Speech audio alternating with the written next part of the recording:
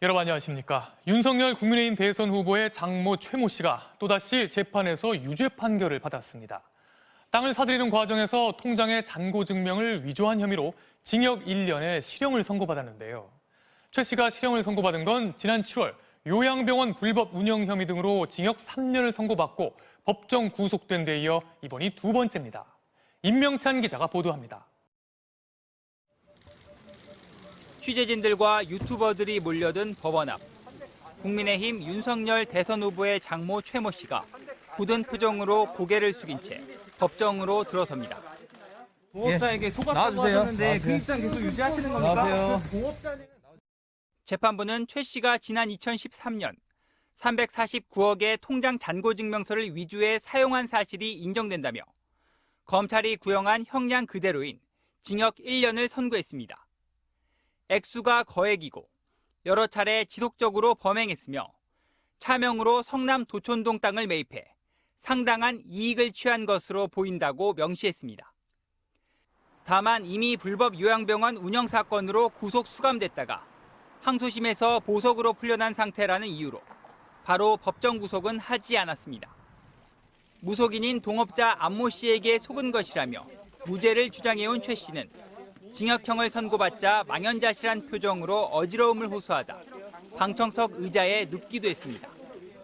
최 씨는 재판이 끝나고 20여 분 뒤 변호인 부축을 받고 밖으로 나왔습니다.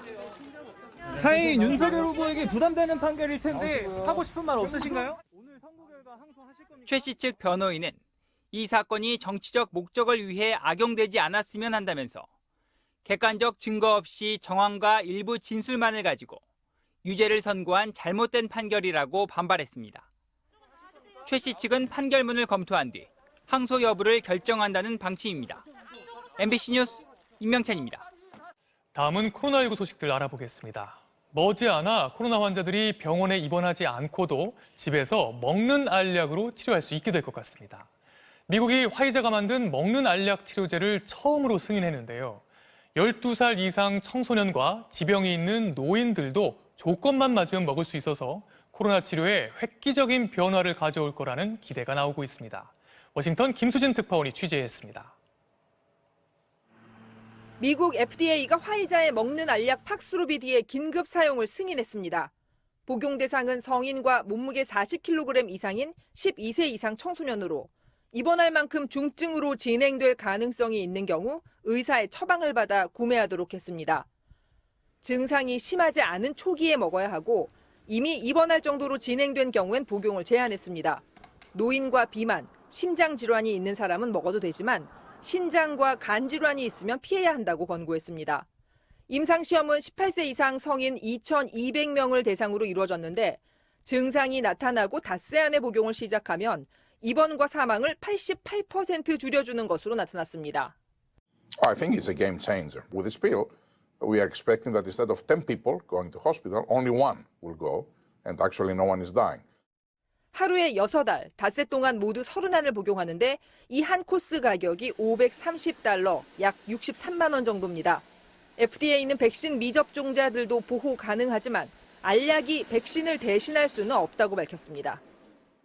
사람들이 병원에 가지 않고도 치료를 받을 수 있다는 점에서 화이자 알약은 획기적인데요.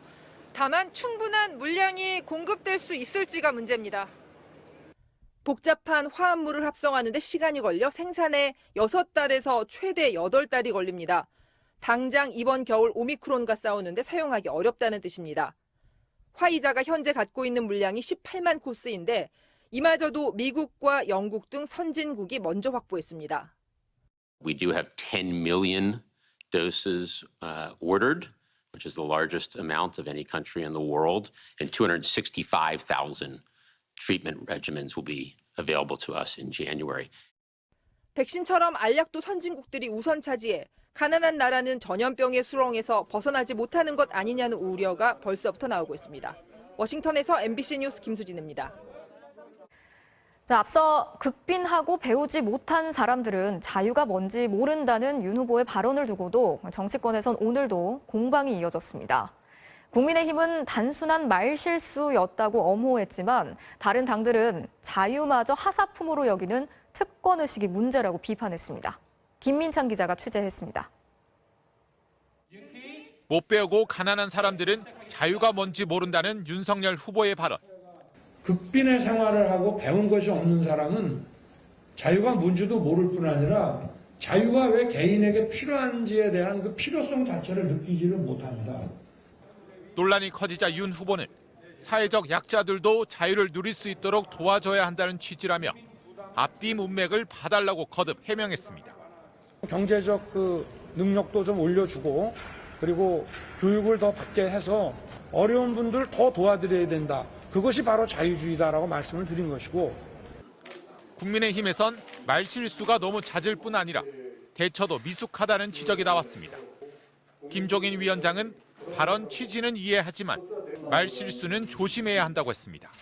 그거는 또 말실수를 한 것 같은데 자유를 구가하려면은 뭐가 좀 자기에게 있는 게 있어야지 그런 얘기를 할 수 있다 하는 그런 취지에서 얘기를 한 것 같은데.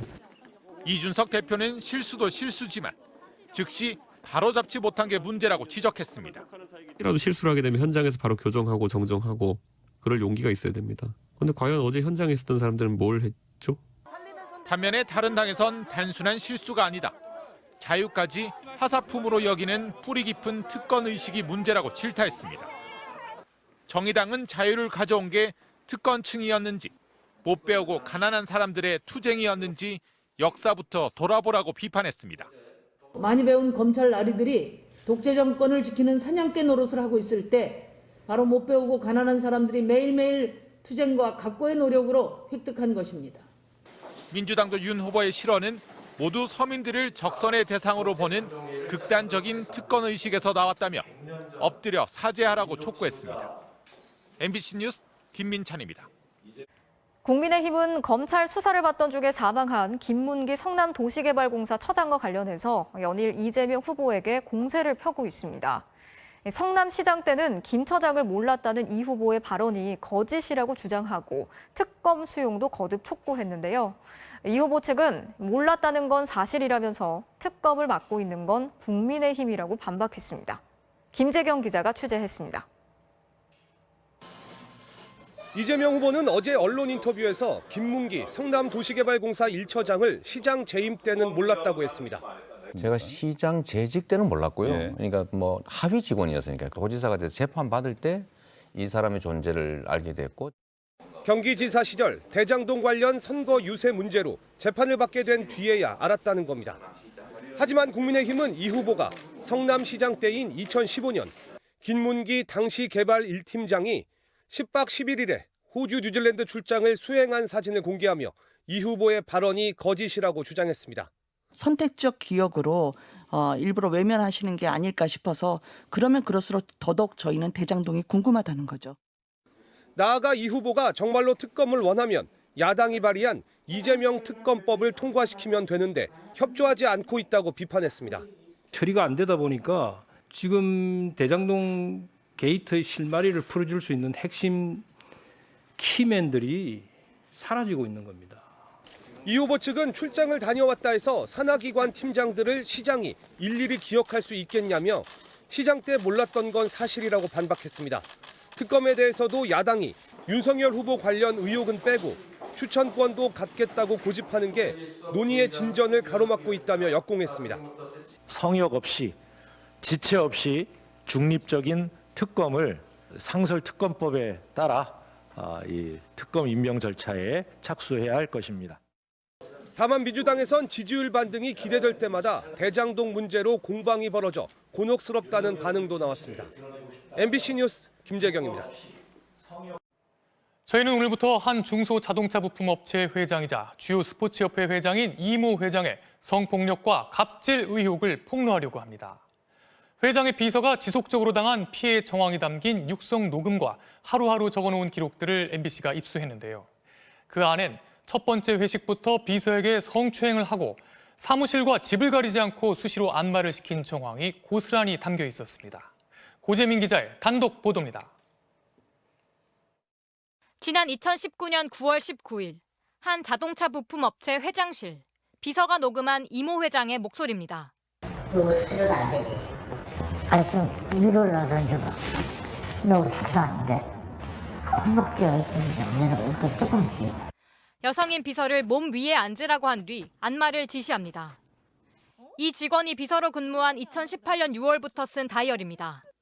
2018년 6월 25일 환영회식 첫 대면 나 너 좋아해도 되니 바람마 뽀뽀 죽고 싶을 정도로 싫다. 이렇게 적혀 있습니다. 회장 사택에서 2차를 하자던 이 회장이 갑자기 발을 안마해달라고 시키더니 다른 사람이 자리를 뜨자 급기야 성폭력을 저질렀다고 합니다. 내리 좋아해도 되냐고 그러다가 키스를 하셨어요. 갑자기 오셔서 눌러버리니까 저는 집에 가보겠다고 정신없이 미친 듯이 나왔었죠. 하지만 당시 37살 미혼이었던 피해 직원은 신고를 하진 못했습니다. 적지 않은 나이에 어렵게 구한 직장인데 가족이 사기를 당해 수억 원의 빚이 있었고 회장이 마당발이라 겁이 났다고 합니다.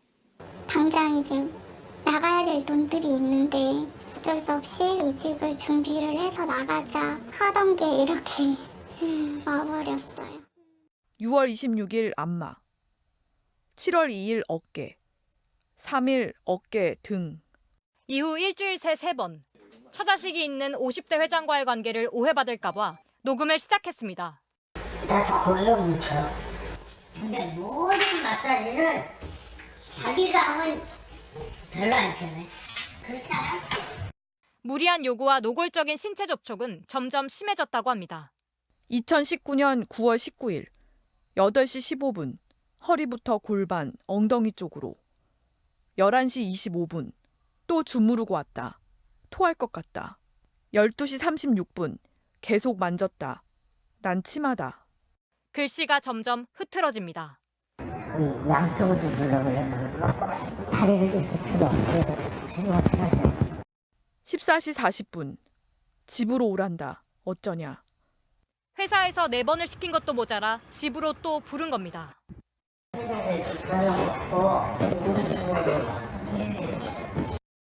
정말 들어가기 싫다.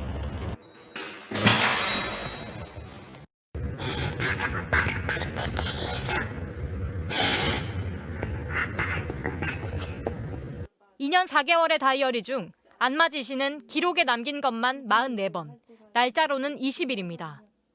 이제 고통스러워서 쓰려고 비워뒀는데 너무 힘들어서 쓸 수가 없는 거예요. 어떤 날에는 이것보다 더 강도가 심한 그런 행위들이야. 전문 안마업체 연락처도 알려줘 봤지만 소용없었습니다. 스포츠 마사지랑 다 같이 하는 곳이라서. 내 스포츠 마사지 잘못하면 되게 아파. 최고 인사권자보다 더 권한이 센 사람은 없잖아요.